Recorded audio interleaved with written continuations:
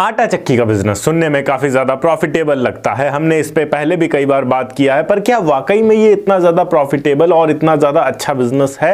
आज के टाइम में 2026 के बाद अगर आगे आप आटा चक्की के बिजनेस को करना चाह रहे हैं तो कुछ ऐसी चीजें जरूर आपको जान लेनी चाहिए इस बिजनेस को शुरू करने से पहले, जो कि आपके बिजनेस को पूरी तरीके से अफेक्ट करती हैं। अगर इन चीजों को आप अभी से जानकर नहीं चलते हैं तो आगे आपको बहुत ही ज्यादा समस्याओं का सामना करना पड़ सकता है। 10 ऐसी चीजें हैं जो बहुत बहुत बहुत ज्यादा इंपॉर्टेंट है। हेलो एंड वेलकम फ्रेंड्स, मेरा नाम है अनूप सिंह और आप देख रहे हैं आपका अपना YouTube channel. So let's get started. Point number 1, अब क्योंकि आप अगर आटा चक्की के बिजनेस को शुरू कर रहे हैं तो ये पूरी तरीके से इलेक्ट्रिसिटी बेस्ड वर्क है। पहले डीजल इंजन पे भी चलाते थे लोग, बहुत सारे लोग आज भी चलाते हैं, पर मोस्टली एरियाज में अभी इलेक्ट्रिसिटी बेस्ड हो गया है। अभी रेट्स आपको पता है, कमर्शियल कनेक्शन अगर आप लेते हैं तो कमर्शियल कनेक्शन में एक काफी मोटा खर्चा आपको करना पड़ता है। अगर आप आटा चक्की जैसे बिजनेस को रन करने जा रहे हैं तो यहां पर आपको कम से कम 10 किलोवाट का कनेक्शन तो लेना ही पड़ेगा। 3 फेस का कनेक्शन आपके पास होना चाहिए, तभी आप इसको रन कर पाएंगे। और इसमें सबसे बड़ी समस्या यह आती है, पहली चीज तो बहुत ज्यादा हाई इलेक्ट्रिसिटी रेट्स हो गए हैं। दूसरी चीज, हाई इलेक्ट्रिसिटी रेट्स भी हम पे कर देंगे अगर हमारा काम अच्छा चलता है तो, पर यहां पर अगर ग्रामीण एरिया में हैं आप तो गर्मियों के समय में अधिकतर जो वोल्टेज है वो काफी ज्यादा लो हो जाता है, जिस वजह से हमारी चक्की चलना बंद हो जाती है। अब हमने पूरा सेटअप करके रखा है, पूरा बिजनेस बना के रखा है और हमारा काम नहीं चल रहा है तो लॉस होता है, हमारा बहुत ज्यादा बुरा फील होता है। कई बार लोग इस बिजनेस को शुरू करने के लिए बड़ा लोन भी उठा लेते हैं और फिर उस लोन को रीपेमेंट करने में काफी ज्यादा समस्याओं का सामना करना पड़ता है। तो ये चीज को आपको पहले समझकर चलना है और इसका एक अल्टरनेट सॉल्यूशन है कि आप जो भी आटा चक्की अपने पास लाएं या रखें उसको सोलर पैनल की मदद से चलाइए। सोलर कनेक्शन अगर आप ले सकते हैं, सोलर लगवा सकते हैं तो कई गुना ज़्यादा बेहतर हो जाता है, बेनिफिशियल हो जाता है आपके लिए ये। पॉइंट नंबर 2 की बात करते हैं। अब अगर आप आटा चक्की केवल सर्विसेज बेस्ड पर रखे हैं तो कोई समस्या की बात नहीं है। लोग आपके पास गेहूं लेकर आ रहे हैं, आप उसको पीस कर आटा दे रहे हैं, इसमें आप केवल अपना सर्विस चार्ज ले रहे हैं। पर अगर यहां पर आप ये सोच रहे हैं कि आप गेहूं खरीद कर लाएंगे मंडी से प्रॉपर और उसके बाद उसको पीस कर बेचेंगे, तो यहां पर आपको मंडी के उतार चढ़ाव का सामना करना पड़ेगा। कभी गेहूं का रेट आपको 2300-2400 रुपये प्रति क्विंटल मिल जाया करेगा, कभी ये 2700, 2800, 3000, 3200 तक भी पहुंच जाता है, सीजन पर डिपेंड करता है। तो आपके पास काफी बड़ा अमाउंट होना चाहिए अगर आप सीजन पे स्टॉक लेना चाह रहे हैं, वरना बाद में ये हाई रेट में हो जाएगा। उसके बाद आप कंपटीशन में आ नहीं पाएंगे सबके साथ में, क्योंकि लोगों ने तो पहले से, बड़े बड़े ब्रांड्स ने तो सीजन पे खरीद के रखा था और आज के टाइम में आपके पास उतना स्टॉक नहीं है तो आपको महंगे दामों में खरीदना होगा, तो कंपटीशन में आप टिक ही नहीं पाएंगे। पॉइंट नंबर 3, अगर आप अभी भी ट्रेडिशनल चक्की का यूज कर रहे हैं, जो पहले से चल रही थी उन्हीं मशीनों का यूज कर रहे हैं, तो उनमें 15-15 दिनों के अंदर आपको पूरी चक्की खोलकर उसको मेंटेन करना पड़ता है। स्टोन्स उसके घिस जाते हैं, आटा उसमें चिपक जाता है जलकर, इसलिए पिसाई अच्छे से नहीं हो पाती है। उसके लिए आपको टेक्नीशियन बुलाना पड़ता है और उसका अच्छा खासा खर्च आपको देना पड़ता है। इसका एक अच्छा सॉल्यूशन है कि आज के टाइम में जो मॉडर्न पल्वराइजर्स आते हैं आप उनका उपयोग करिए। मोस्टली आटा चक्कियों में आपको पल्वराइजर्स ही देखने को मिलेंगे और पल्वराइजर का फ़ायदा ये है कि हाँ, उसको थोड़ी सी इलेक्ट्रिसिटी ज़्यादा चाहिए होती है, पर उसको बार बार खोलकर सही करने की ज़रूरत नहीं होती है, बार बार उसके पत्थरों को घिसने की ज़रूरत नहीं होती है, निशान देने की ज़रूरत नहीं होती, बार बार उनके पत्थरों को बदलने की ज़रूरत नहीं होती है, क्योंकि उसमें हाई स्पीड ब्लेड्स होते हैं जो किसी भी अनाज को बिल्कुल पाउडर बना देते हैं कम से कम समय में। पॉइंट नंबर 4 की बात करते हैं। अब फिर से वही चीज है कि अगर आप केवल सर्विसेज दे रहे हैं तो पॉइंट नंबर 4 आपको किसी तरीके से इफेक्ट नहीं करेगा। पर अगर आप सर्विसेज नहीं दे रहे हैं, आप ये चाह रहे हैं कि आप खुद से आटा पैक करके ब्रांड बनाकर उसको बेचना शुरू करें, तो यहां पर आपको मार्केट में कई सारे दिग्गज ब्रांड्स देखने को मिलेंगे। शक्ति भोग, आशीर्वाद आटा, ये काफी बड़े बड़े ब्रांड्स हैं आज के टाइम में। पतंजलि, ये काफी बड़े बड़े ब्रांड्स हैं, इनकी पूरी मार्केट बनी हुई है, पूरा नेटवर्क बना हुआ है और इनके आटे को आज पूरा इंडिया खाना पसंद करता है। तो इनके बीच में उतरकर आपको इनको अपना कॉम्पिटिटर मानकर चलना होगा,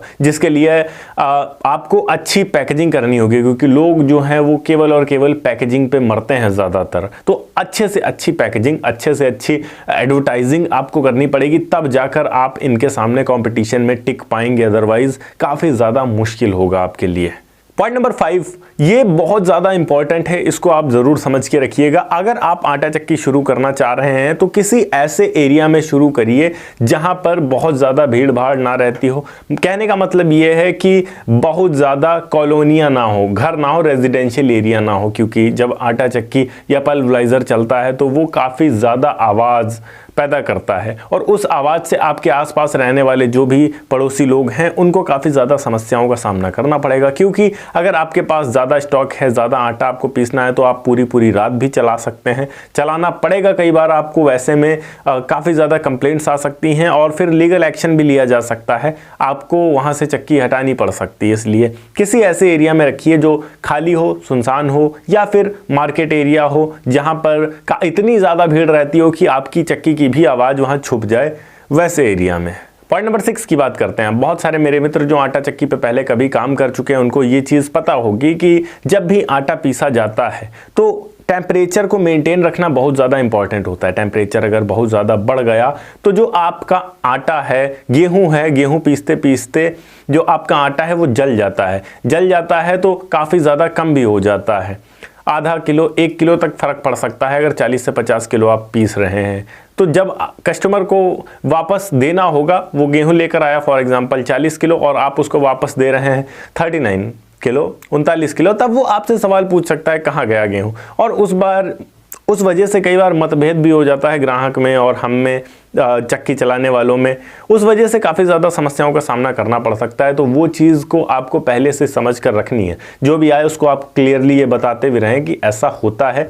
तो अगर थोड़ा बहुत ऊपर नीचे हो जाए तो प्लीज़ माइंड मत करिएगा। पॉइंट नंबर 7 की बात करें। आज के टाइम में आपको लेबर मिलना बहुत ज़्यादा मुश्किल काम हो गया है, खासकर आटा चक्की के लिए, क्योंकि यहाँ पर काम करने वाले जो लेबर होंगे वो पूरी तरीके से धूल में सने रहेंगे। धूल क्या, आटे में सने रहेंगे। उनके पूरे कपड़े गंदे रहेंगे पूरे टाइम, चेहरे में, बालों में, हर जगह आटा लगा रहेगा। तो ऐसे माहौल में बहुत कम ही लोग काम करना चाहते हैं और जो काम करना चाहते हैं वो अच्छा खासा पैसा मांगते हैं। इसलिए आपको ऐसे बंदे की ज़रूरत पड़ेगी जो परमानेंट आपके साथ रह सके, लॉयल रह सके, अच्छे से काम कर सके। तो एक ऐसा बंदा आपको परमानेंट सेट करके रखना पड़ेगा। अगर आप खुद जूझ सकते हैं उसमें तो अच्छी बात है, अगर नहीं तो आपको एक लेबर ऐसा चाहिए होगा जो परमानेंट जुटा रहे, जिसको किसी भी प्रकार की कोई शिकायत ना हो और दिल से मेहनत से आपके लिए काम कर पाए। लेबर ज़्यादातर छुट्टी मार देती है। ऐसा बंदा होना चाहिए जो बहुत ज़्यादा छुट्टियां भी ना ले, और ले तो उसके जगह आपके पास क्या ऑप्शन है ये भी क्लियर रहना चाहिए आपको, वरना आपका काम रुक जाएगा। पॉइंट नंबर 8 की बात करें। अब इस बिजनेस को शुरू करने से पहले कुछ डॉक्यूमेंट्स जिनको बहुत सारे लोग इग्नोर करते हैं उनको बनाना बिल्कुल भी मत भूलिएगा। सबसे पहली चीज़ तो FSSAI रजिस्ट्रेशन बहुत ज़्यादा इंपॉर्टेंट है। हालांकि जो भी अथॉरिटी है हमारी, food safety standard authority of India, उनको बहुत ज़्यादा मतलब होता नहीं है। आप उनको पैसे देंगे वो आपको सीधे बना कर दे देंगे, तो बहुत ज़्यादा माथापच्ची करने की ज़रूरत नहीं होती है। आपको रजिस्ट्रेशन कर देना होता है, उसके बाद वो निरीक्षण के लिए आते हैं, कुछ पैसे लेते हैं और कर देते हैं। हालांकि वो आपकी मर्जी है देना दें, मगर दे देते हैं तो जल्दी फाइल पास कर देते हैं। हर सरकारी दफ्तर का यही हाल है इंडिया में। इसके अलावा GST रजिस्ट्रेशन भी मैंडेटरी है। आवेदन तो आप मुफ्त में कर सकते हैं, घर से कर सकते हैं, पर अगर वकील से करवाते हैं तो ज़्यादा बेहतर रहता है। इसके अलावा वो भी आपके वहाँ निरीक्षण करने आएंगे, एक बार देखने आएंगे कैसा क्या एरिया है, माहौल कैसा क्या है। उसके बाद ऑफिस का जो आपका एड्रेस होगा वो देखने आएंगे, ऑफिस के आपके चक्की का एड्रेस होगा वो देखने आएंगे, और उसके बाद वो भी पास कर देते हैं। पॉइंट नंबर 9 की बात करें तो उधारी से आपको बच के रहना है। यही आपके बिजनेस को डुबाने का सबसे बड़ा कारण बनता है। अगर आप आटा खुद पीस कर बेच रहे हैं तो उधारी से ज़्यादा बचने की कोशिश करिए। उधार पीस कर दे दीजिए, थोड़े बहुत वो सर्विसेज में आता है, चलो ठीक है, थोड़ा बहुत चल जाएगा। पर आप अगर गेहूँ खरीद कर ला रहे हैं, उसको आप उधार में दे रहे हैं, तो ये फिर आपके लिए बहुत ज़्यादा नुकसानदायक हो जाता है। इसके अलावा पॉइंट नंबर 10 की बात करें तो बरसात के समय में नमी काफ़ी ज़्यादा हो जाती है, तो गेहूं पीसने में काफ़ी ज़्यादा समस्याओं का सामना आपको करना पड़ता है। तो बारिश के टाइम पर भी ज़्यादातर टाइम आपकी जो चक्की है वो बंद रह सकती है, तो उस समय भी थोड़ा नुकसान होता है। तो यही 10 वो चीज़ें हैं जिनको आपको ध्यान में रखना होता है बिज़नेस को शुरू करने से पहले। ओके गाइस, ये थी एक छोटी सी वीडियो की आटा चक्की के बिज़नेस में कौन कौन सी समस्याओं का सामना आपको करना पड़ता है। अगर वीडियो अच्छी लगी हो तो वीडियो को लाइक करके चैनल को सब्सक्राइब जरूर कर दीजिएगा। मैं मिलता हूं आपको नेक्स्ट वीडियो में एक नए टॉपिक के साथ। तब तक के लिए जय हिंद, वंदे मातरम।